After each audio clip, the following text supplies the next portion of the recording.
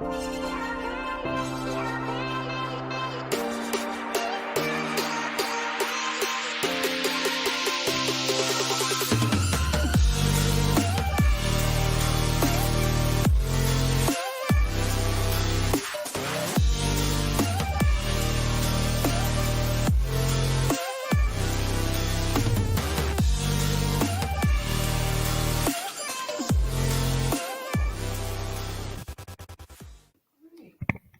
forget about this. I'm used to doing this online and I don't have to have a microphone in my hand. Anyway, today we welcome back to our center the Reverend Jean Bell. She serves as the Associate Minister of the Spiritual Living Center of Atlanta. She hails from Brooklyn, New York, and currently lives in the Stone Mountain, Georgia area. She was introduced to the Science of Mind in 2001, became a practitioner in 2005, and a licensed minister in 2022. She's also the author of a metaphysical children's book entitled Brookie's Adventure, not invention, Brookie's Adventure. I hope that you will join us after the service, those of you online, at cslmidtown.org on the Zoom link to meet Reverend Jean and to participate in the discussion of her talk. Jean's talk title today is The Greatness Within. Please join me in welcoming Reverend Jean Bell. Thank you, Jean. Thank you, sweetheart. Good morning, everyone. It's good to be back. Thank you for inviting me back. Sometimes I don't know if I get invited back. All right, so let's see. My talk, as she said, is The Greatness Within. So the CSL monthly title is Good to Great to Grand. So I thought we'd just skip the good and go straight to the great. How about that? All right. So we're going to focus on the great part, the greatness that is within all of us. So often we look outside of ourselves for the solution to situations we want to solve, to get them fixed, or anything that we might want removed from our lives. Yet, we all know as metaphysicians, we have something that is within ourselves. It's the greatest source that we'll ever need, and that's spirit, as divine wisdom and guidance. The greatness within us oftentimes shows up as something like what we're passionate about. One of the things I like to do is to look up certain words, because over years they have a tendency to change their meaning in time, or they get overused and they'll lose their original intent. So when I looked up passion, it is defined as a strong enthusiasm or desire for anything. Now, the noun enthusiasm comes from the Greek word enthos, meaning possessed by a god, inspired. So we can equate passion as being divinely inspired or possessed by God for something. By exploring our greatness within, we get to take stock of where we are in our own process, what we're passionate about. And does our passion align with our spiritual purpose? What values we aspire to? And how we can begin to live those values in new and powerful ways. As we begin to have clarity around who we are and the spaces we want to live from, we could begin to create spaces and opportunity, not just for ourselves, but for others to do the same. The impact of this process on our collective experience will continue to support all involved. So we can look at that which sets our hearts and minds ablaze with joy and enthusiasm. And sometimes we find that true meaning. We stumble upon that true spark. You know, I've had individuals ask me, or tell me actually, you know, Reverend Jean, I am not certain about what I'm passionate about. And I don't know, and I'm not sure what my spiritual purpose might be. And I usually inquire, Well, what kind of spiritual practices are you participating in? And you can probably figure out what the answer is. They don't either have a spiritual practice or they're not consistent in their spiritual practices. And for those who do have a dedicated spiritual practice, upon deeper inquiry, I would find that they are indeed passionate about things, but they don't trust themselves or spirit enough to move forward in allowing it to express forth in their lives. Anybody know anyone like that? Does that resonate with anyone? I was one of those people for many years. I denied my passion, my spiritual purpose that I've always felt within me to become a minister. I used to minister to my little stuffed animals, right? I was like, that preacher, he didn't know what he was talking about. Y'all listen to me. Y'all are all good, right? We're going to get gummy bears afterwards, right? I wanted to be a minister when I finished practitioner training in 2005, but I always said I was too busy. I have a full-time job. Or I said I was too old to go to ministerial school.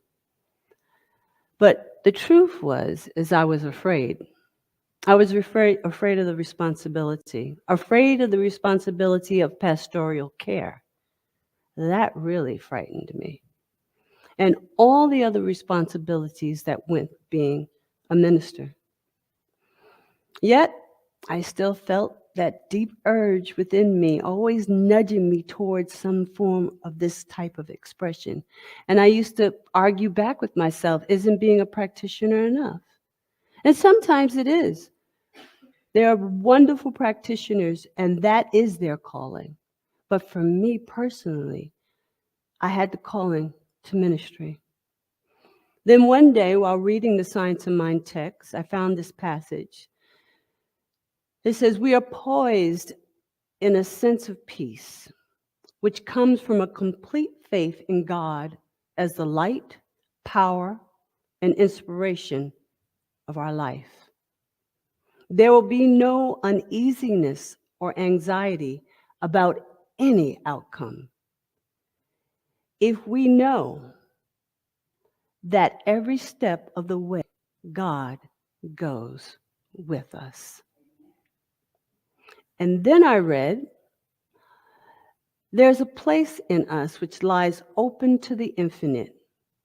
But when the Spirit brings its gift by pouring itself through us, it can give us only what we take. It can give us only what we take. I realized I was being just like the second prodigal son. I don't know if any of y'all remember him. He was the knucklehead that he stayed home, but he regulated himself to no more than just a servant. Because when he found out there was a party for the first son, he was coming back from the fields. I placed limitation on what I could be, on the greatness that was within me.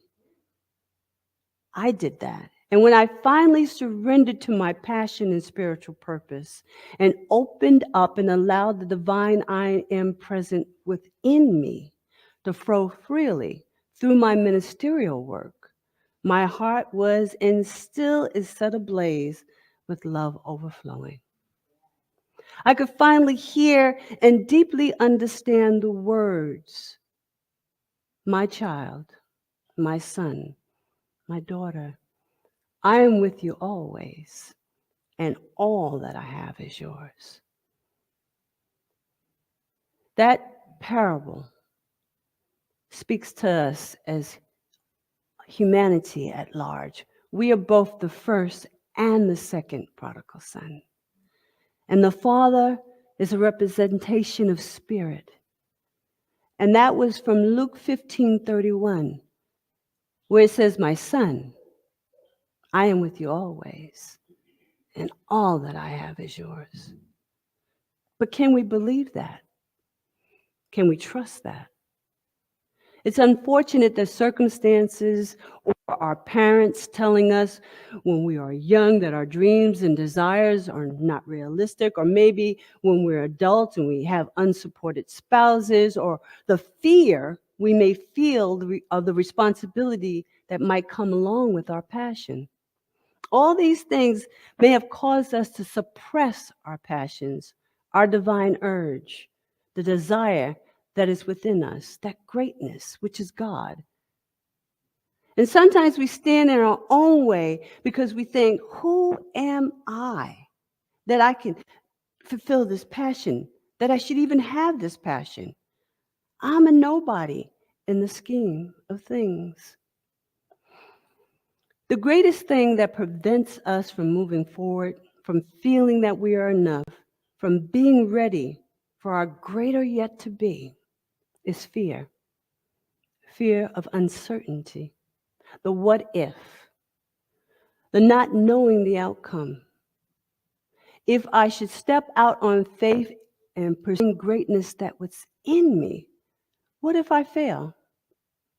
I want to take this path, but I don't know what will happen.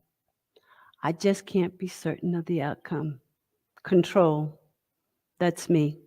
I used to be an auditor. I used to run a team. I controlled everybody and everything. But I can't do that with spirit. Fear diminishes our perspective, stifles us, blocks our intuition, that divine wisdom and spiritual guidance. One of my former ministers, Reverend Dr. David Alt, he once said that it takes courage to climb over the fence of infinite possibilities. But when we won't let go of the fence because we can't see what's coming next. So we're just standing there on the fence, holding on to the known. All the while telling ourselves, well, I'm not enough for this divine urge that seeks expression through me and as me. I'm not enough to let go and let God guide me. Whether it be known or unknown circumstances or situation that has stirred up this fear, it's up to us whether we believe Spirit is for us and never against us. Ernest Holmes said, our biggest fear is that God will not answer our prayers. But this is not true. For you see, we are all unique individualizations of spirit. We are centers of consciousness in the one mind, the macrocosm. And we enact this divine nature in microcosm. And spirit is always flowing in us and expressing itself through us. We just have to allow ourselves to be that portal. Ernest tells us that God itself made our body to be used as its self-expression. That's deep. And we have an irresistible desire towards self-expression. Ernest Holmes said that desire is the unconscious perception of reality, caught intuitively. This is the divine urge, which operating as law produces energy, and energy must find an outlet. We all know that. We exist for no other purpose but the necessity of our self-expression. Self-expression is the sole and only purpose of life. God expresses itself in and through all creation. We are its body. We are the body of God, its way of expressing, along with all the rest of creation. We are the conduit which the divine presence flows, and it's time for us to declare that we are available, to allow ourselves to open up to divine intelligence, which is the ultimate source of inspiration and creativity. I like that saying, I think it's from the Hebrew text, where it says, with all our getting, we must get understanding. And in that understanding, clarity for what our purpose is. Remember, the universe can't answer you if you haven't declared what it is that you desire. We see this in our little children and how creative they are in the form of play. They can take a box and make it a spaceship. They can take a box and make it an airplane. They can play pirates on a piece of log and pretend that they're out to sea, and they really feel that they're out to sea. And I've always loved that about children. Their imagination can take them so far. But when told to wait their turn to speak or to do something, we can see their desire to express in their entire being, ready to, is it my turn yet? Can I say it? When we come to a greater realization of who we are in God and who God is in us, we lose the fear that oftentimes blocks us from the creative source and substance of the divine. Humankind must exist for the purpose of expressing spirit or life or nature or God, which is the same thing as saying humans exist for the sole purpose of self-expression. We as humans profess many passions and purposes, some which we are living out, some which have not come to fruition or have been repressed for whatever reason. When I started thinking about this topic, I asked not just what my passion and purpose is, but I was inspired to ask what God's passion and purpose is. How many of you have read the book Life Visioning by Michael Beckwith? A few, right? I would advise you to get that because you would get a whole different perspective on purpose and self-expression. Michael Beckwith takes us to different stages of consciousness that we go through. He talks about the conscious stage of being a victim, where things are always happening to me. Then we learn about this wonderful philosophy.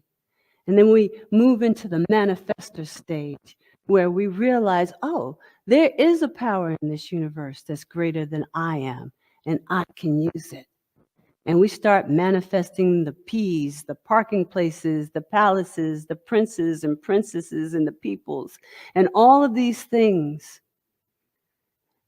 And sometimes, unfortunately, we get stuck in that manifestor stage, that law of attraction stage. But Michael takes us further. He takes us further to the next phase as spirit moving through us. Right? And that's when we have to start asking questions. What is my highest good? What is my highest passion? What is my highest purpose? And what is Spirit's highest purpose to express in and through and as me? That's when we start to let go of control. Because when you think about it, what could the best purpose for our lives be but the expression of the divine in and through and as us? Do we think we know better? Sometimes we look at our lives and we could probably say, no, we don't. So if we get our bloated nothingness out of the way of the divine circuit, what ends up happening is surrender to the greatest yet to be, that greatness that is within us, that unique individualized aspect of spirit that is within each and every one of us, that's just saying, I am with you always. And all that I have is yours. But you got to let me through, and you got to let me in. So I found this quote, and I do apologize to you. It's been a very full week. And so I did not get my quotes to Vance like I should have. I just got one to him. My executive director is probably in Spain now, but he took a cruise all the way from, I guess, Florida to Spain, across the Atlantic Ocean. And so I kind of got left in charge, which is fun. But, you know, it's a big responsibility. But But I want to read this quote to you by Sri Aurobindo. And he said that The purpose of creation is that it exists for the delight of God. The purpose of creation is that it exists for the delight of God. We can equate the word delight with joy. And joy is what we experience when we are passionate about something, is it not? It is interesting and fun to think of this divine intelligence as being delighted in joy with its creation. And that's all of you. Well, why not? That brings me joy just thinking about it. So when we bring this back to a personal perspective, we understand that we all are indeed individualizations of spirit. We are infused with the divine urge to express, to create, serve, write, sing, dance, don't ask me to sing, or whatever it is that's in you that wills out. That desire to voice spirit in you, that greatness that is within you, and it wants to come out. You are its outlet. We are all its outlet. We can look at so many historical figures that express the desires of their heart, whether it be on the stage of life. There were singers, actors, writers, nurses, doctors, practitioners, ministers, community activists, environmental activists. They got their bloated nothingness out of the way, and they allowed their passion to flow through them. And they said yes. They stepped up to the plate. And they had fears. They had concerns, but they did it anyway. They tapped into their source of their desire, and they pressed on anyway. This means that legitimate desire is the voice of spirit in you, trying to indicate that the thing you desire is already on its way to you. Before they call, I will answer. With all your heart, you must want to be different from what you are. Intense burning desire combined with intention to make good is the mainspring of all action, the beginning of all successful ventures. In every great passion, desire is concentrated and intentioned. You must first desire and then intend to succeed. So we should give ourselves in love and in service to one another, and in the spirit of generosity and good fellowship. You see, to refuse to give is to refuse to receive, for everything moves in circles. Real giving is the givingness of the self. Sacred service is the ongoing spiritual practice of sharing your gifts and talents by actively participating from our heart to our greater community. So once we know that greatness within, we don't hoard it, we give it back, we give it out, we share it through our love, our wisdom, our guidance, through our givingness. Just like Spirit gives its givingness to all. It never has conditions. I guess one condition is, let me out. I'm within, just let me out. All right, I'm going to wrap this up. I'm going to leave you with this. Remember, a divine attribute is life. What does life do? It grows. See yourself as open, growing, curious to learn about the new. Choose to live a passionate, meaningful, full, and abundant life. Choose to connect to your greatness within. And remember always who you are and whose spirit is within you. And so it is. Thank you, CSL Midtown.